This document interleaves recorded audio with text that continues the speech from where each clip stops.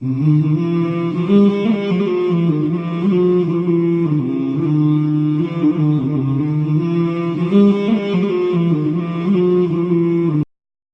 مرة حقي بلدو كتاجنت مركا نبي محمد باوحوا لي عليه الصلاة والسلام وحدي عدون وقت يصبح الرجل مؤمنا نينكو اي دعي دونتو انو وابريستو اسagoo مؤمنة ويمسي كافرة وقلبيسان دونو isagoo كافرة قالك هو مؤمن قالك دمنا وقال عجب قالك هو مؤمن وهذا مسألات بتكلم قالك دمنا أعمال لقوا قالوا بي وضع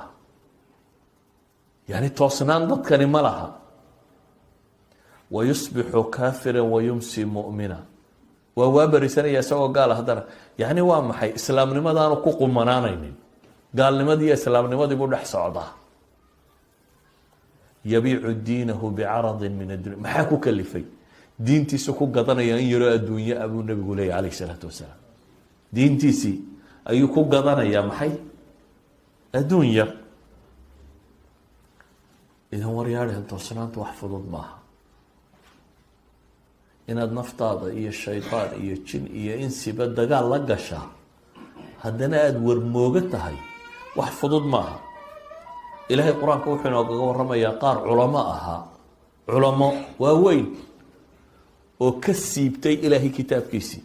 watlu calayhim naba aladii aataynaahu aayaatina fansalakha minha faatbacahu shaytaan fakana min alghaawiin baa ilahay yidhi waxaa dadka ku akhridaa xasuusisaabaa ilaahay yidhi